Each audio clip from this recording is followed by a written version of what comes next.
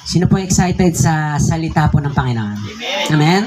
Ito po ay salita ng Diyos. Sabi mo sa tabi mo, salita ng Diyos. Ayan. Kapag po salita ng Lord, maganda po is excited ka. Ayan. Pwede bang tanongin mo ulit yung katabi mo, excited ka ba?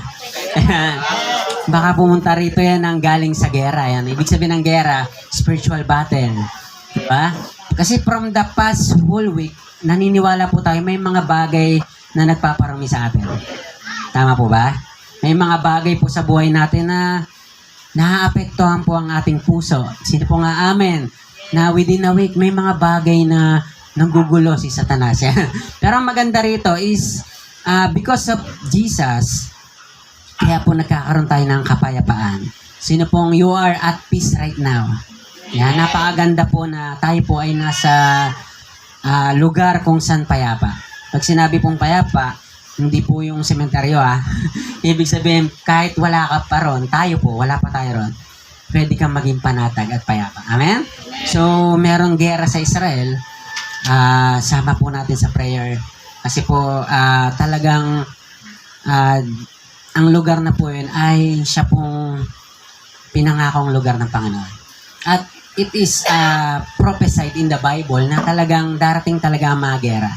Darating talaga yung mga, hindi lang po gera, pati yung mga bagay po na nangyayari sa mundong to. Ano-ano po yung mga lindol, ano pa yung mga pag-aaway-away, pagkakampi-kampihan. So lahat po yan, that was a sign na malapit na bumaba si Lord. Sino pa excited bumaba si Lord? Pag naririnig ko yun dati, natatakot ako. Nakakatakot naman yun, doomsday ba yan? Pero hindi pala. Ang pagdating po ni Lord, isa sa mga exciting part. Sino po excited na si Lord susunduin ka niya? Diba? Masarap sumundo si Lord. Amen? Kaysa naman iba ang sumundo. Nakakatakot naman yun, no? Tama po? Sinong gustong sumundo sa'yo si Lord? Amen?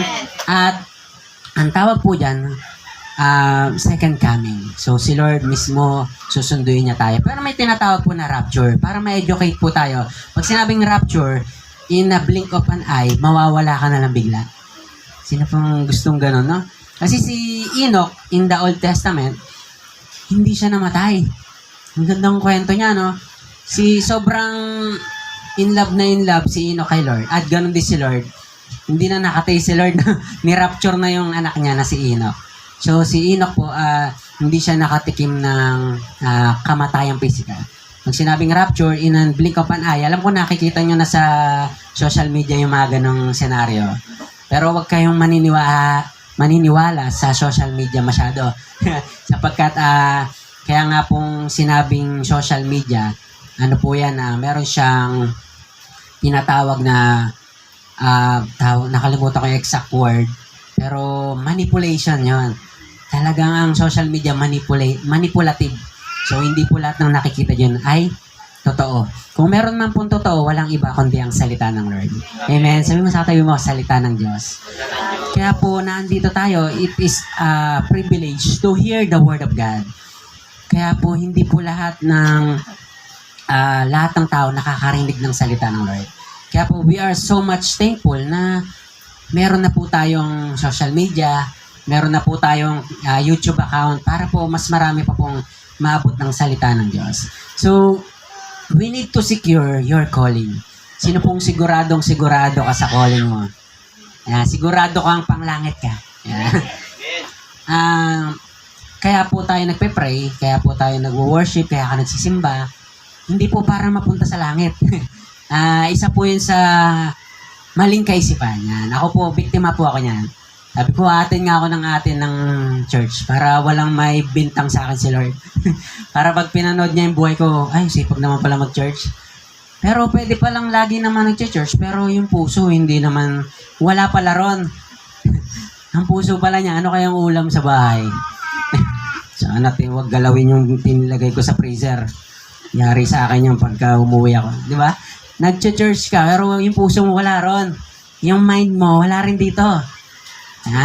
Sino pong meron ka natututunan?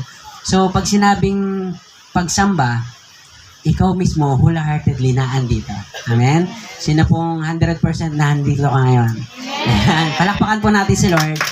At we need to secure our calling. Sabi po rito sa Matthew 24:24, for false Christ and false prophets will arise, perform great signs and wonders, so as to lead astray, if possible, even the elect.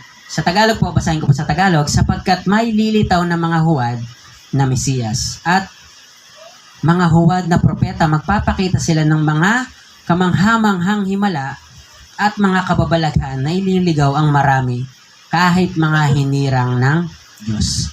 So, sinasabi po sa verse na hindi na po natin nailagay na ito pong verse na to, pinapakita po rito na we need to secure our calling. Kasi Bible na po nagsabi, even the elect, pwede pa rin siyang madaya.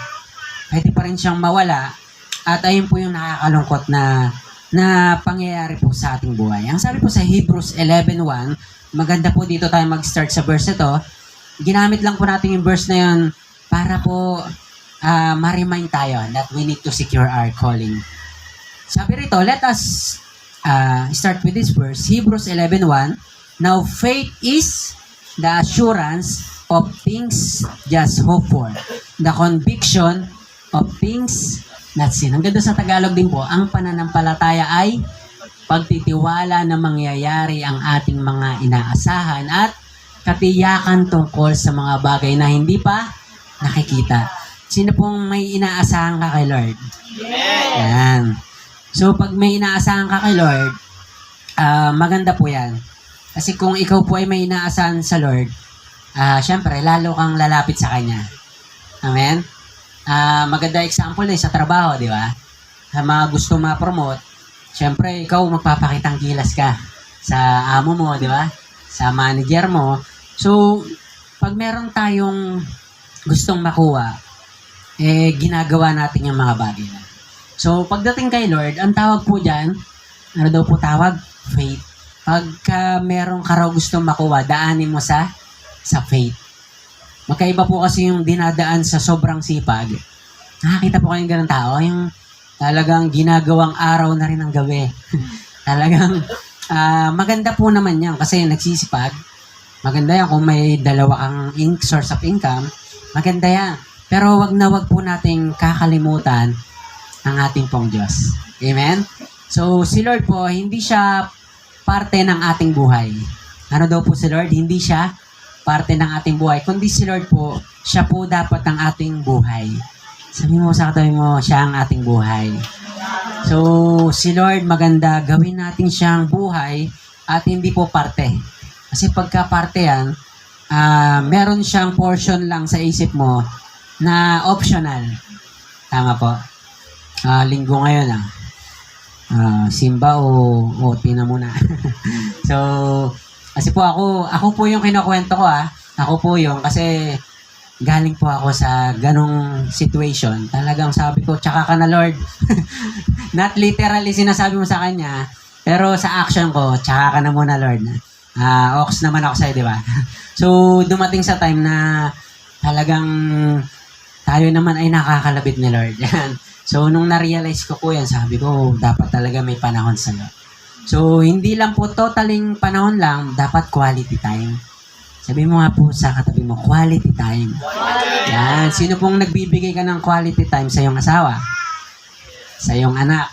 Di ba? So, pag nagbibigay ka ng quality time, the best yan sigurado. Tama po?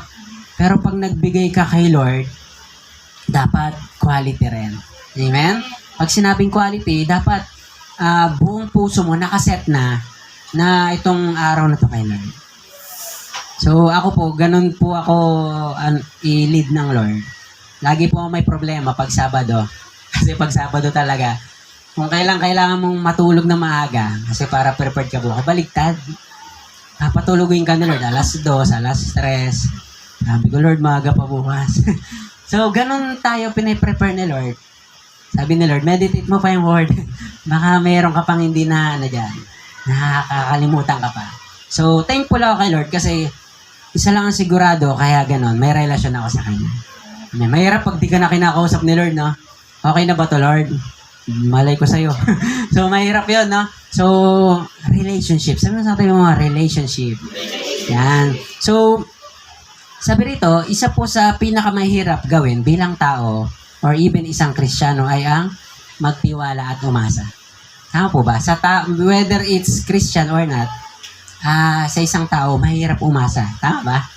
Mahirap din magtiwala. So, kasi minsan dumarating po sa mga pagkakataon na yung expectation mo, iba yung reality. Yan. Sino pong nakaranas ka na ng ganon? Yung inaasahan mo, ibang-iba siya dun sa nangyari. So, sabi po ng Lord na huwag tayong umasa sa tao.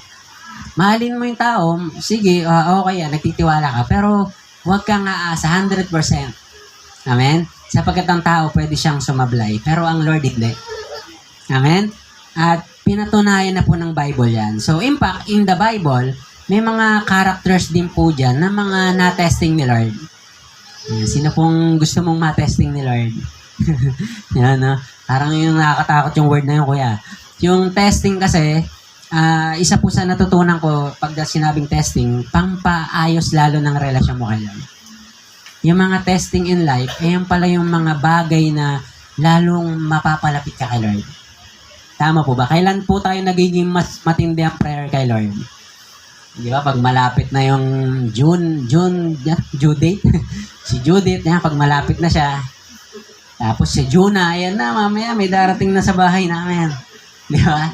So, napapansin niyo po yun, mas lalo kang nagiging prayerful, tapos meron kang iniiyak kay Lord, dinidil mo si Lord, mas lalo ako magsisimba, Lord. Papatunayan ko sa'yo na deserve ako sa'yo, Lord. Alam niyo po, isa po sa kasi 3 beses po ako nag-failed sa entrance exam ng college.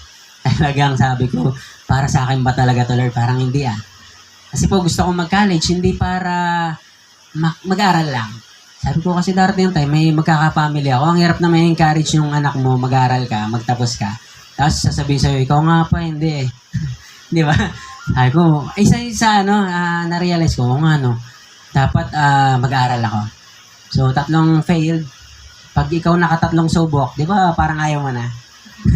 Sabi ko, Lord, last na to pag hindi pa ako pumasa, pero okay na ako ron, sabi ko. Pero, ang gagawin ko, Lord, tutodo ko lalo sa'yo. Mag-morning prayer ako, lahat, todo, devotion, ibigay mo lang to. And to make the long story short, yun, pinagbigyan tayo ni Lord. Hanggang nakagraduate, so the rest is history.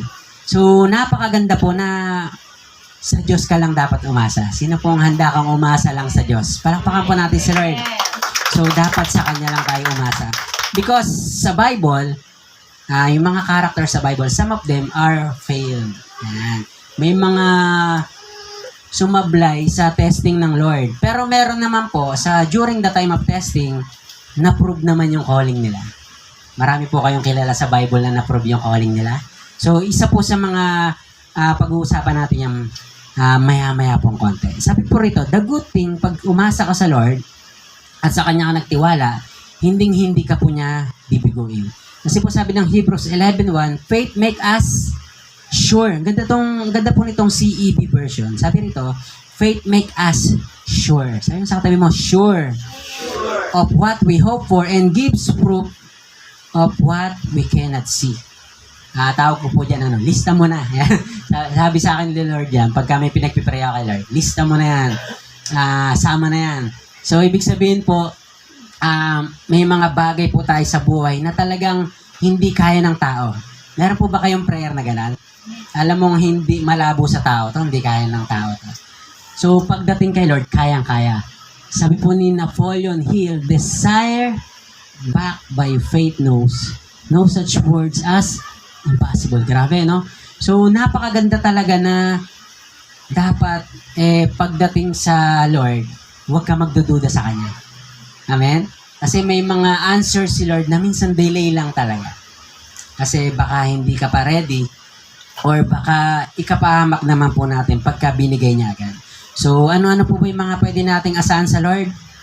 Gaya na nabanggit natin, ma-promote sa trabaho, magka-partner in life, yan. Talagang, magkaanak, yan. So, marami pa rin tayo, magka-business, magkaroon ng sasakyan, makapag-travel around the world. Ganda nito, no? Around the world. Sino pong gusto mo mag-travel around the world? Mag-YouTube ka lang, makakalibot ka na. Manood ka lang ng iba't ibang bansa. Yan, pwede na yon. Sa ngayon, yan. So, isa po sa, nakwento ko na ata to from the past Sundays natin. Kasi sa Pampanga po kasi may Clark Airport doon.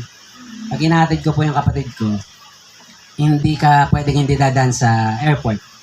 So, nakikita ko yung bumababa tsaka tumataas na mga aeroplano. Ang lalaki. Pag bababa pala, laki, no? Sarap sa mata. Tapos tumitigil ka talaga para mapagmasdan mo yung laki niya. Tapos, sabi ko, sarap naman sumakay dyan, Lord. Sabi ko, pwede bang makasakay dyan? Sabi niya, bilangin mo lahat nung gumaganot-ganon dyan, kada biyahe. Pinibilang ko yun. Sabi niya, darating ang time, kung ilan yung mabilang mo, yan yung lipat mo pagdating ng panahon. Amen. Sino pong ganun kakausapin ni Lord? Na po, nung sinabi sa akin ni Lord yun, kada hinaatid ko yung kapatid ko, ang tagal ko, siguro 20 to 30 minutes, sumitigil talaga ako. Pinapagmasdan ko yung mga aeroplano. Sabi ko, 1, 2, 3. So hanggang hindi ko na mabilang, sabi ko, sama na yan. So dumating po sa time, ganun na pala kalalim yung relasyon ko kay Lord. Ganun ka na niya kausapin. Sino pong may mga pangako sa Lord na alam mong hindi pangako ng tao? Sabi ko, paano mangyayari yun, Lord? Lahat ng yan, ayun yung bilang ng biyahe ko. Nakaka-excite naman, no?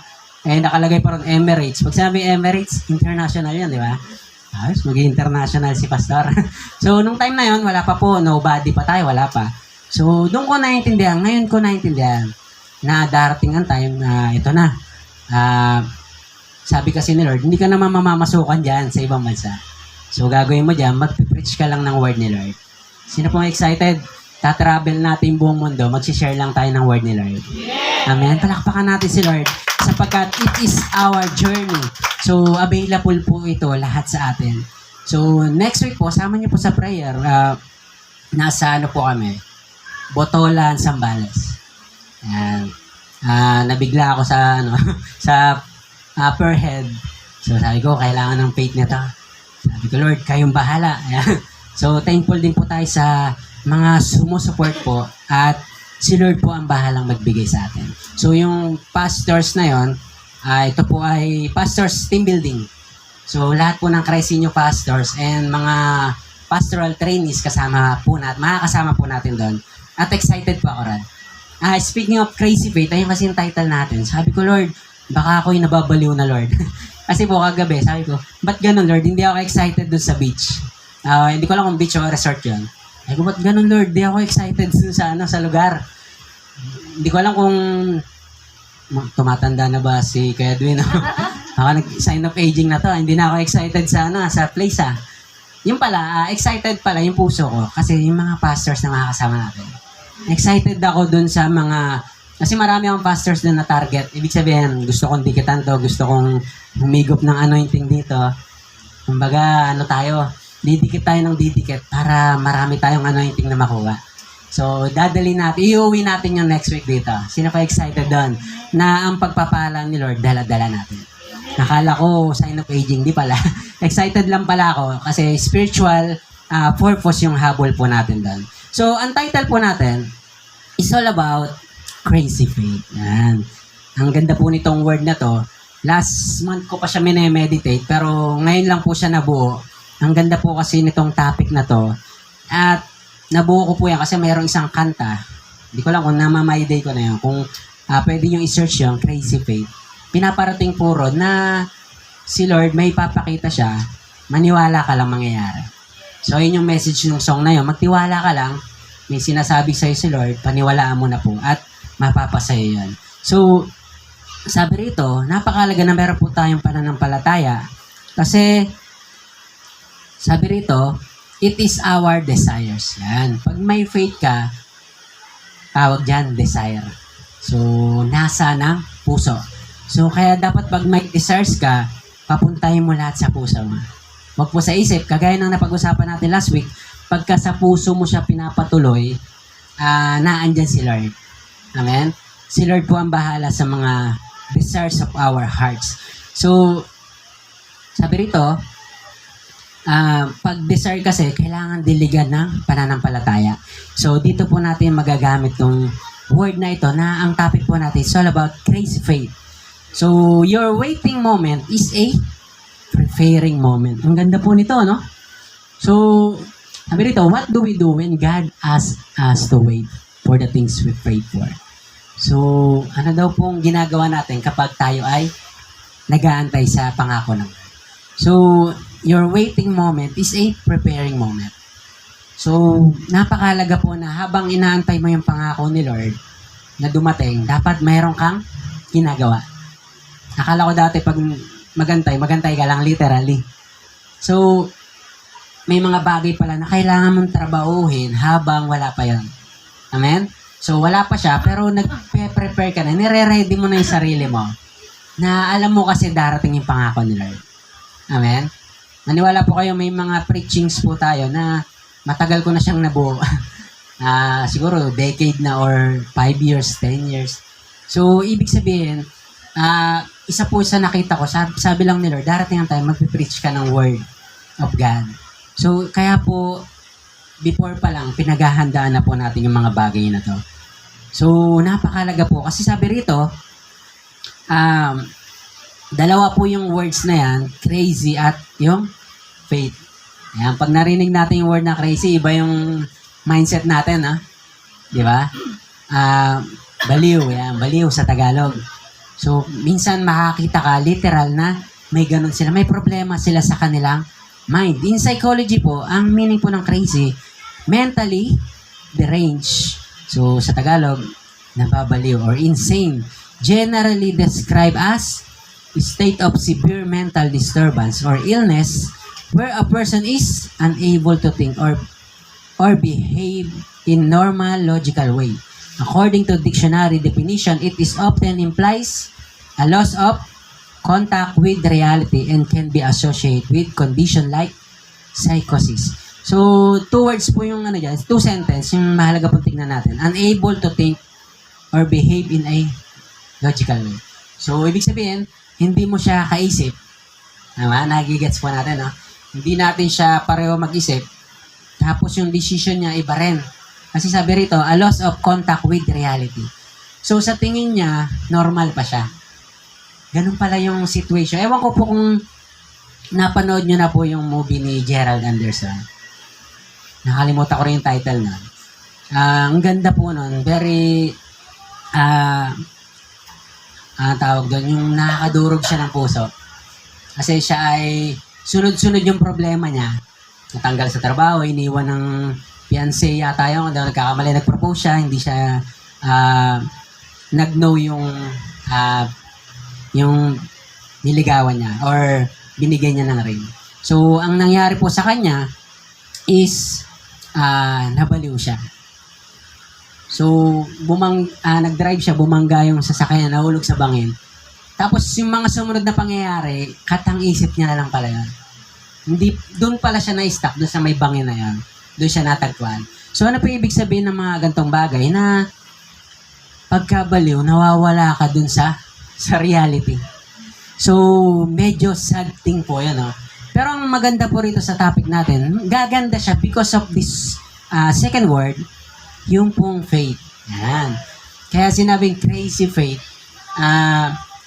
yung pananampalataya mo, darating sa time, ipapakita sa ni Lord yung mga bagay na hindi nakikita ng mga tao. Sino pa excited doon? Na may sinishare ka sa family mo, sasabihin sa'yo, baliw ka ba, anak? O, may sakit ka, may lagnat ka ba, anak? Kasi hindi kita maintindihan. Darating ang time, merong pangako or papakita sa'yo si Lord na ikaw lang ang nakakakita. Naalala niyo po kwento ni Joseph? Yung kanyang panaginip? Tama po? Yung panaginip niya, dumating sa time, hindi naniniwala yung mga kapatid. Hindi po naniniwala. Even yung ama niya, kung salitang kanto lang, tulog mo lang yan, anak, bukas wala na yan. So, may mga bagay na once na meron kang relasyon kay Lord, alam niyo po, may mga bagay ka makikita na hindi nakikita ng iba. Amen? Sino pa excited dito po sa ating topic na to? So, sabi rito, all examples about the word crazy will turn into positive and exciting ways the moment we connected to the word crazy. So, balikan lang natin tong dalawang to. Napakalaga po kasi to. Unable to think or behave in a normal way. So, sabi rito, yung isa pa po, sabi rito, they think or behave in a normal logical way. So, dapat tingnan natin siya ng good way. Yan. So, tingnan natin ngayon sa mata ng pananampalataya.